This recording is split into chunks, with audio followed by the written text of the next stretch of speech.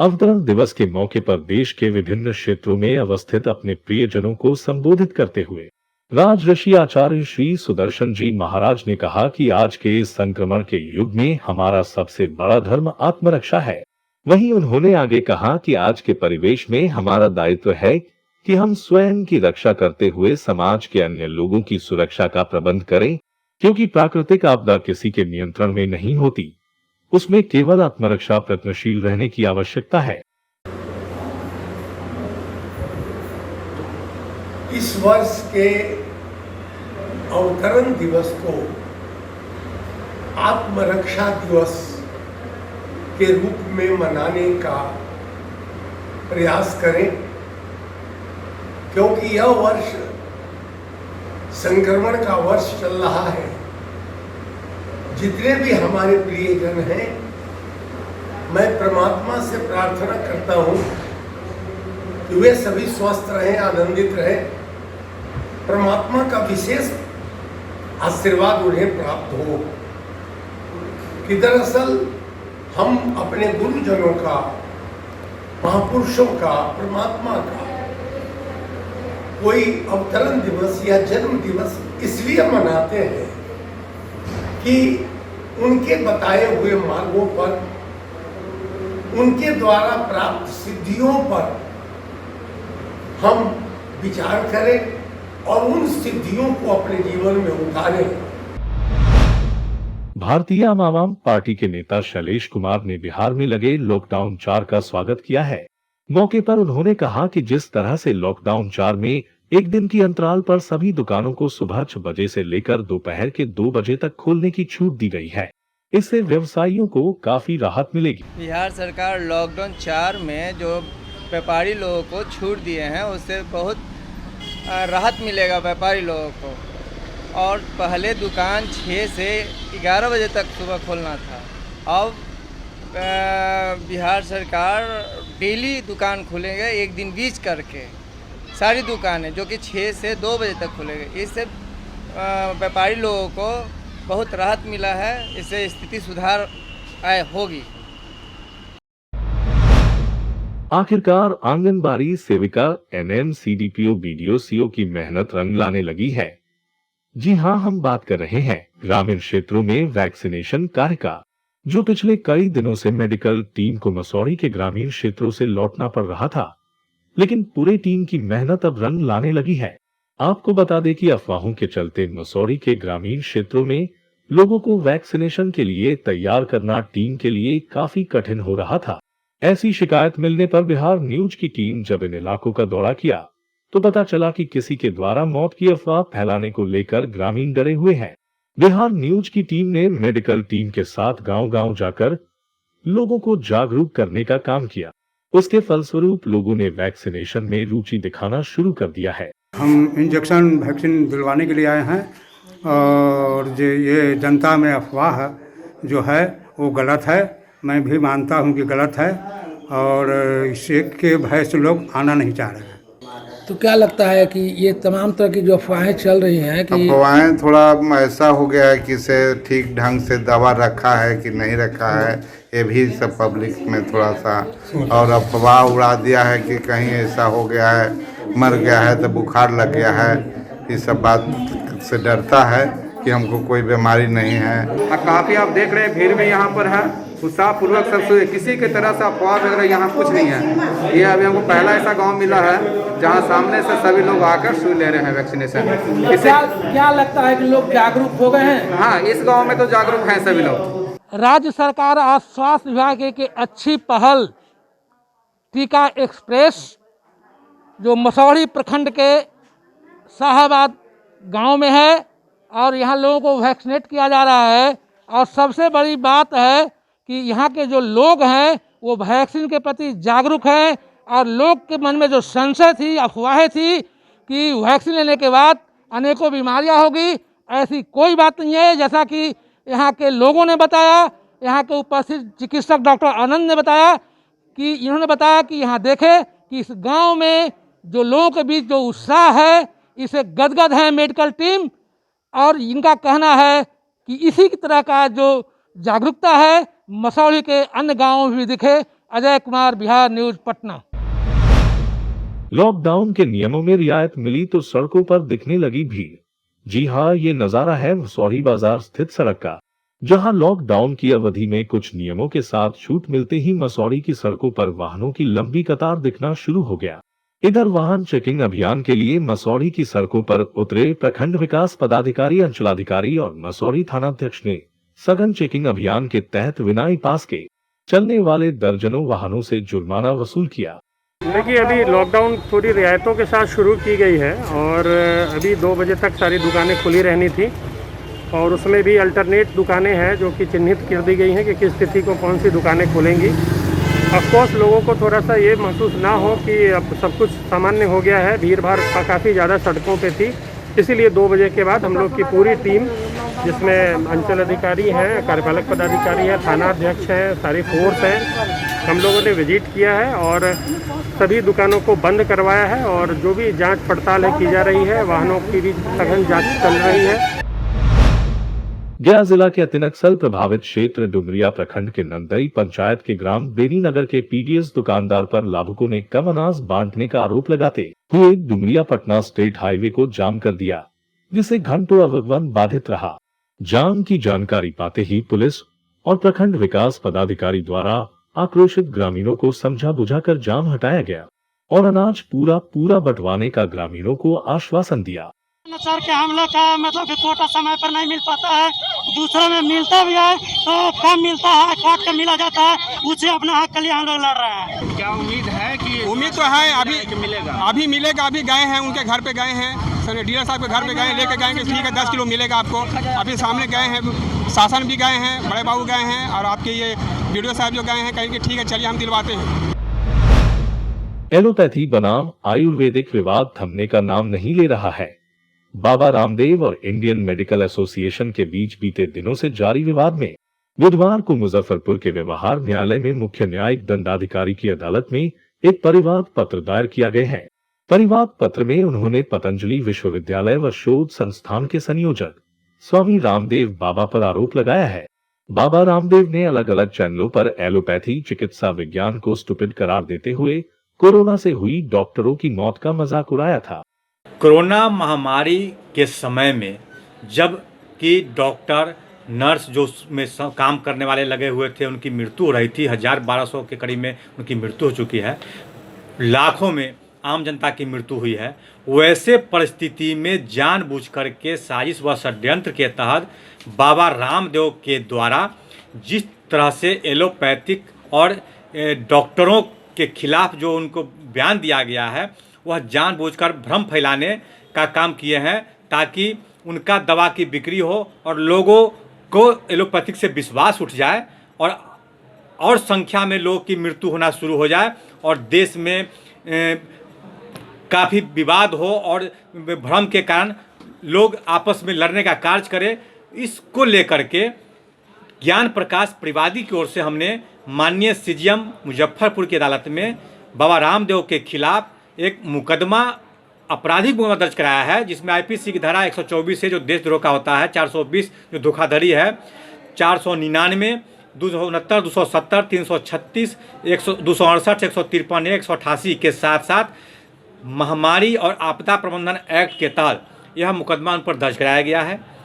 आरोप लगाया गया है कि इन्होंने जिस तरह से बयान दिया है, देश को तोड़ने का बयान दिया है, इस महामारी एक्ट को फैलाने के लिए बयान दिया है और एलोपैथिक डॉक्टर, नर्स, कर्मचारी जो इसमें लगे हुए हैं, उनका प्रतिष्ठा के साथ साथ देश की प्रतिष्ठा, आम जनता की प्रतिष्ठा को हनन करने का कार्य किया है।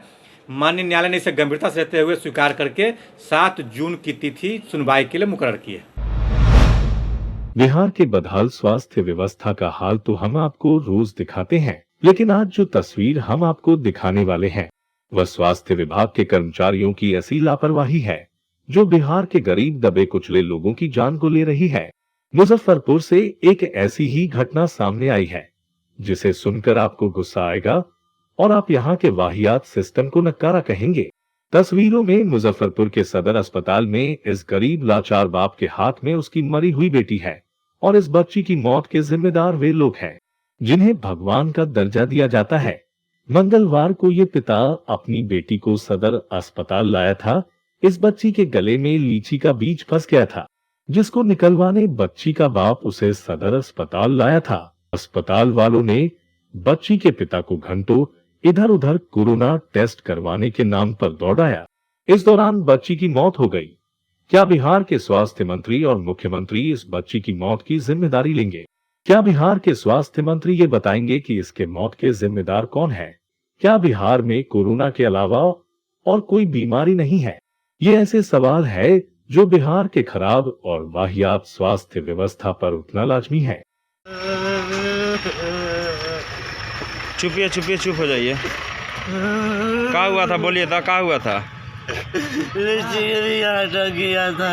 अच्छा, जाते थे कोरोना देखना, जैसा कि 1 घंटा से दौड़ा रहा है उधर से। 1 घंटा से दौड़ा रहा। इधर कहता है इमरजेंसी कटना जाए, कोना कहता है उधर जाओ, उधर जाते जाते जान ले लिया। कहाँ घर है? रघुनाथपुर। विभिन्न फसलों की उत्पादन एवं उत्पादकता में वृद्धि लाने के लिए कृषि विभाग द्वारा कार्यक्रम स्वीकृत किए गए हैं। कार्यक्रमों के अंतर्गत सरकार द्वारा बीज एवं अन्य उत्पादनों पर किसानों को सहायता अनुदान दिया जा रहा है। खरीफ की मुख्य फसल धान, मक्का एवं अरहर आदि के नए प्रभेदों के बीजों के उपयोग को बढ़ावा दिया जा रहा है। किसानों को इन योजनाओं का लाभ प्राप्त करने के लिए कृषि विभाग के डीबीटी पोर्टल पर ऑनलाइन आवेदन करना होता है। ऑनलाइन करने वाले किसानों के मोबाइल पर ओटीपी भेजा जाता है। इस ओटीपी के माध्यम से किसान बिहार राज्य बीज निगम के किसी भी अधिकृत बीज विक्रेता से वांछित बीज को क्रय कर सकते हैं। कोरोना काल में किसानों की सुविधा और उनके सुरक्षा को ध्यान में रखते हुए बिहार राज्य बीज निगम द्वारा बीजों की होम डिलीवरी की सुविधा प्रदान किया गया है। इसके अंतर्गत ऐसे किसान जो अपने घरों में उन्नतशील प्रभेदों के बीज प्राप्त करना चाहते हैं, उन्हें घर तक बीज पहुंचाया जा रहा है। बीज की होम डिलीवरी के इच्छुक किसानों को बीज के लिए ऑनलाइन आवेदन करते समय होम डिलीवरी का विकल्प चुनना पड़ता है। देखिए, बिहार सरकार के द्वारा प्रत्येक वर्ष खरीफ सीजन में और बीज दिया जाता है किसानों को, जो उनके अपने इंटरेस्ट और जो जिस तरह चाहते हैं उसके आलोक। इस वर्ष कोरोना को देखते हुए आज जो गाड़ियां रवाना की गई हैं वो होम डिलीवरी के लिए रवाना की गई हैं।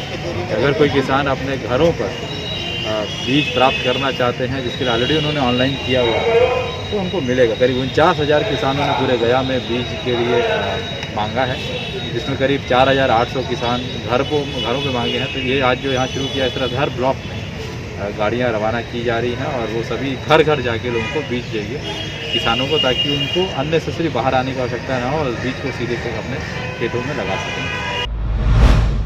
पूर्व मुख्यमंत्री जीतन राम मांझी ने एक बार फिर से बिहार की सियासी गलियारों में हलचल तेज कर दी है। मांझी ने ट्वीट करते हुए लालू और राबड़ी को शादी की सालगिरह पर शुभकामनाएं दी है। मांझी ने ट्वीट करते हुए लिखा कि लालू प्रसाद यादव जी और राबड़ी देवी जी को शादी की सालगिरह की शुभकामनाएं। आप हमेशा स्वस्थ खुशहाल रहकर जनता की सेवा करें, ईश्वर से यही कामना है। इस पर राजद ने तंज कसते हुए कहा कि एनडीए सरकार से मांझी जी का मुंह भंग हो गया है। उनको सरकार में बीजेपी और जदयू तवज्जो नहीं दे रही है। मांझी जी इस सरकार की नाव डुबोएंगे, इस पर हम पार्टी ने सफाई दी है। हम प्रवक्ता दानिश रिजवान ने कहा कि कुछ लोग दिन में सपना देख रहे हैं बिहार के मुख्यमंत्री बनने का, वो सपना ही देखते रहे। बिहार को जनता ने नीतीश जी को मुख्यमंत्री बनाया है और वहीं रहेंगे। देखिए, कई लोग पूछ रहे हैं कि बिहार में राजनीतिक खिचड़ी पक रही है। बिहार में कोई राजनीतिक खिचड़ी नहीं पक रही है। अगर हम किसी को मैरिज एनिवर्सरी की बधाई देते हैं, किसी को जन्मदिन की बधाई देते हैं, तो इसका मतलब कतई ये नहीं है कि बिहार की सत्ता डोलने वाली है। बिहार की जनता ने माननीय मुख्यमंत्री नीतीश कुमार जी के काम पर उन्हें चुना है। ये जनता की चुनी हुई सरकार है और आदरणीय नेता श्री जीतन राम मांझी जी ने स्पष्ट तरीके से कहा है कि जब तक जिस्म में प्राण है तब तक वो नीतीश कुमार जी के साथ रहेंगे। तो वैसी स्थिति में ये तुक्केबाजी करना कि सरकार अस्थिर हो जाएगी, ये बड़ा हास्यास्पद लगता है। और एक चीज बहुत साफ है कि कुछ लोग रात में सपना देख रहे हैं कि मुख्यमंत्री का कल ओथ लेने वाले हैं। ये सिर्फ सपना ही है। हकीकत ये है कि बिहार की जनता ने माननीय मुख्यमंत्री नीतीश कुमार जी को चुना है और बिहार के में वही सेवा करेंगे जिनको जनता ने चुना है। आदरणीय जीतन बाबू मांझी जी का एनडीए सरकार में मन अब डोल रहा है। सरकार के कई निर्णयों के खिलाफ उन्होंने अपनी राय रखी है बेबाकी से। आदरणीय प्रधानमंत्री जी के ऊपर भी उन्होंने सवाल खड़े किए। जिस तरह वैक्सीनेशन के सर्टिफिकेट पर प्रधानमंत्री जी का तस्वीर लगा था, तो आदरणीय मांझी जी ने कहा था कि जो कोरोना काल में जिनकी जान गई है, डेथ सर्टिफिकेट पर भी प्रधानमंत्री जी का फोटो होना चाहिए। तो आदरणीय मांझी जी को इस सरकार में तवज्जो मिल नहीं रहा है। सत्ता की मलाई सिर्फ बीजेपी जेडीयू खा रहे हैं। सरकार के किसी निर्णय में आदरणीय मांझी जी की राय नहीं ली जाती है, जबकि इन्हीं के दम पर ये सरकार बनी है। दो छोटे दल जो हैं, हम पार्टी आदरणीय मांझी जी की, श्री मुकेश सहनी जी की वीआईपी पार्टी, इनको इस सरकार में कोई तवज्जो नहीं मिल रहा। तो इन लोगों की नाराज़गी देखने के लिए कई मौक़ों पर मिली है। अब आदरणीय मांझी जी क्या फैसला लेंगे, लेकिन आदरणीय लालू प्रसाद जी के साथ उनका जो संबंध रहा है ये भी किसी से छुपा हुआ नहीं है। आदरणीय लालू प्रसाद जी के साथ ही वो कैबिनेट में मंत्री थे। तो राजनीति में संभावनाओं के द्वार हमेशा खुले रहते हैं। कोई ना किसी का परमानेंट दोस्त होता है, ना दुश्मन होता है। अब फैसला मांझी जी को लेना है कि जन विरोधी सरकार के साथ वो रहेंगे या इस एनडीए की सरकार के नैया को डुबाएंगे। उनका फैसला लेने का इंतजार हम लोग कर रहे हैं। देखिए, हिंदुस्तानी अवाम मोर्चा के राष्ट्रीय कार्यकारिणी की बैठक में यह निर्णय लिया गया कि हम एनडीए में इंटैक्ट रहेंगे, एनडीए के साथ और मजबूती से सरकार का दामन थामे रहेंगे। लेकिन जो जनता से जुड़े मामले हैं, उन मामलों को आग्रहपूर्वक सरकार से अवगत कराते रहेंगे और उनसे अनुरोध करेंगे कि जो जनता की समस्याएं हैं उसका समाधान किया जाए। साथ ही हमारे नेता श्री जीतन राम मांझी जी ने अपने अध्यक्षीय संबोधन में इस बात का भी जिक्र किया कि जो हमारे चुनावी घोषणा पत्र के बात हैं उनको भी हम लागू कराने के लिए तत्पर हैं। हम ये नहीं करते हैं कि सिर्फ घोषणा पत्र में चीजों को लिख दें और उसको उतारे नहीं। कई घोषणाएं हैं जिसको राज्य सरकार ने पूरा कर दिया है, कई और मामले हैं जिनको हम राज्य सरकार से आग्रहपूर्वक लागू कराने के प्रयास में लगे हुए हैं। चाहे शिक्षक अभ्यर्थियों का मामला हो, एएसबी का मामला हो, वकीलों की समस्याओं हो, पुलिसकर्मियों की समस्याएं हैं, होमगार्ड की समस्याएं हैं, गरीबों की समस्याएं हैं, ठेकेदारी में आरक्षण का मामला है, प्राइवेट सेक्टर में आरक्षण का मामला है, जुडिशरी में आरक्षण का मामला है। ये तमाम मामला जनता से जुड़े हुए मामले हैं और उन मामलों को हम लगातार उठाते रहेंगे। जीतन राम मांझी जी ने स्पष्ट तरीके से कहा कि कार्यकर्ता इसके लिए तैयार रहें कि आम जनता के जो मामले हैं उसको वो बनाकर उनको दे और कहां क्या गड़बड़ियां हो रही हैं वो तमाम गड़बड़ियों से उनको अवगत कराया जाए। वो तमाम मुद्दों को लेकर के माननीय मुख्यमंत्री नीतीश कुमार जी से मिलेंगे और मिलकर के जनता के मुद्दों का समाधान कराने की कोशिश करेंगे। एनटीपीसी थाना क्षेत्र के परसावा गांव में करंट लगने से 2 युवक जख्मी हो गए, जिसे आनंद फानन में ग्रामीणों द्वारा इलाज के लिए अनुमंडलीय अस्पताल बाढ़ लाया गया, जहां दोनों का इलाज चल रहा है। घटना के संदर्भ में बताया जाता है कि ट्रांसफार्मर से चिंगारी निकल रही थी, जिसे ठीक करने के लिए युवक बिजली विभाग से शटडाउन लेकर ट्रांसफार्मर पर चढ़कर काम कर रहा था। उसके बावजूद अचानक उसमें लाइन आ गई, जिसके बाद दोनों युवक जख्मी होकर नीचे गिर गए और बेहोश हो गए। इधर ग्रामीणों का आरोप है कि बिजली विभाग द्वारा शटडाउन लेने के बाद भी लाइन कैसे आ गया, ये तो जांच का विषय है। फिलहाल जख्मी दोनों युवक खतरे से बाहर हैं।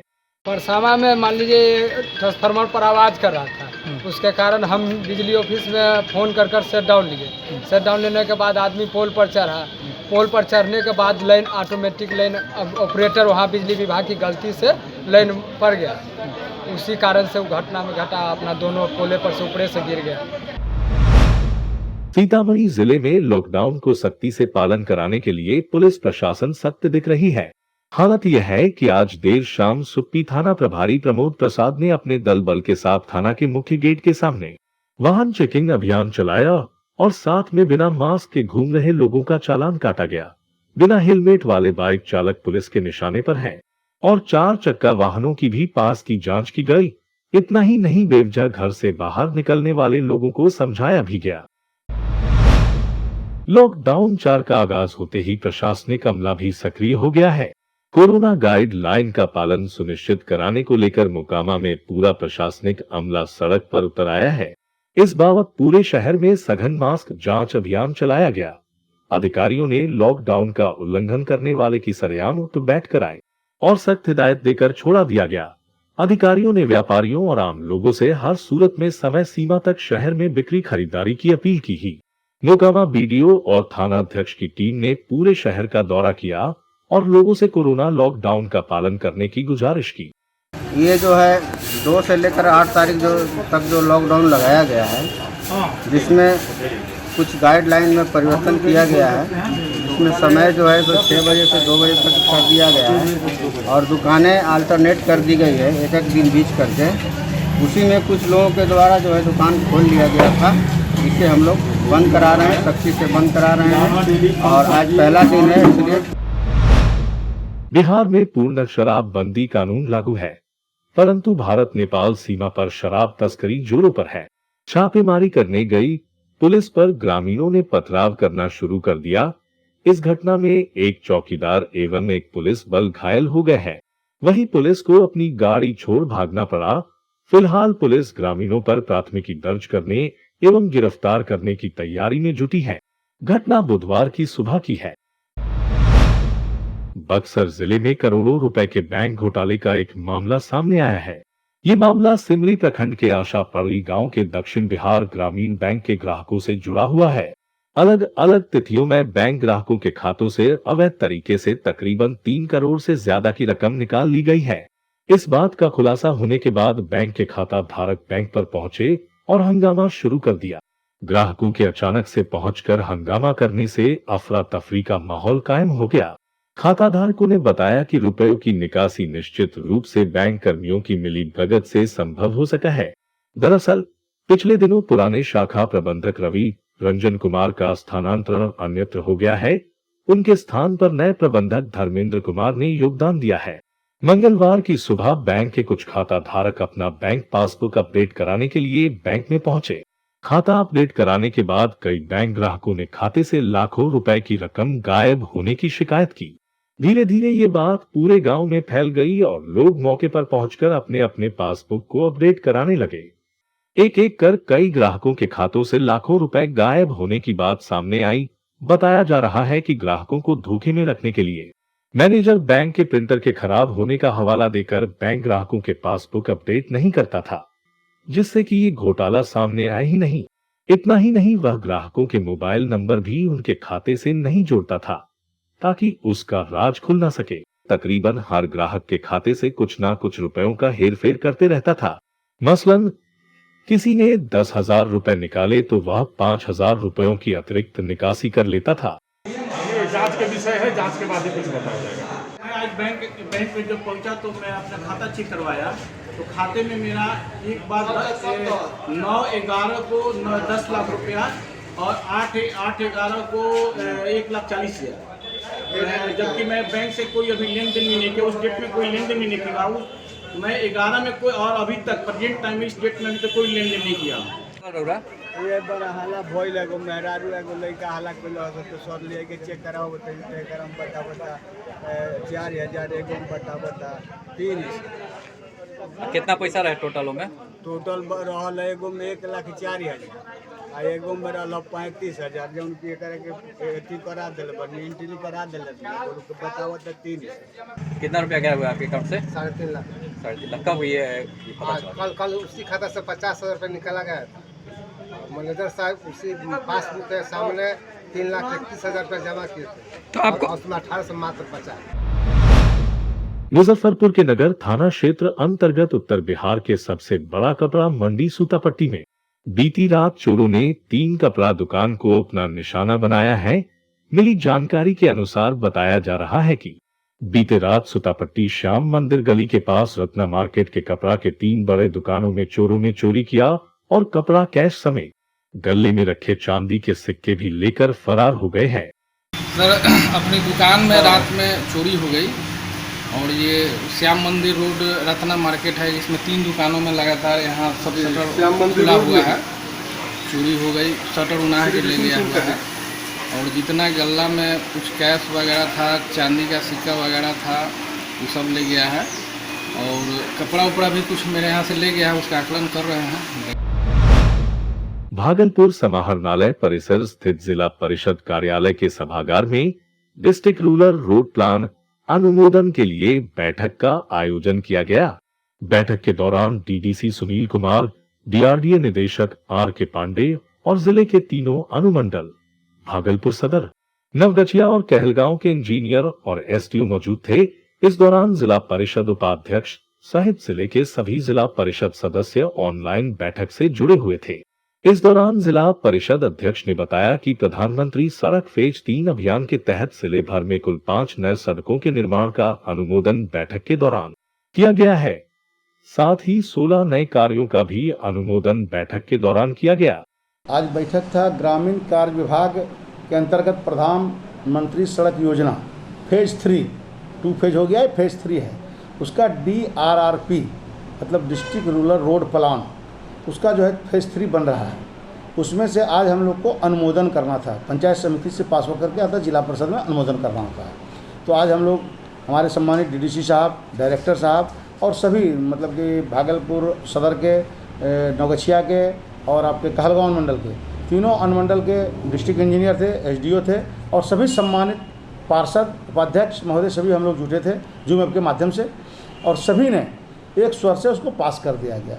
इसमें हुआ 5 किलोमीटर से ज़्यादा का सड़क 5 गो हुआ, 3 गो सुल्तानगंज, 1 गो आपका पीरपैती और 1 सनहौला में ये पास हुआ और टोटल कुल योजना पास हुआ। मोटा मोटी मान के चलिए कि समूचा योजना आया था 16 प्रखंड से कम 1500-1600 योजना, उसमें जितना योजना होना था हम लोग सब हम लोग सेंक्शन कर दिए। जो छूट गया हम लोग जिसको देना था उसको भी हम लोग जुड़वा दिए।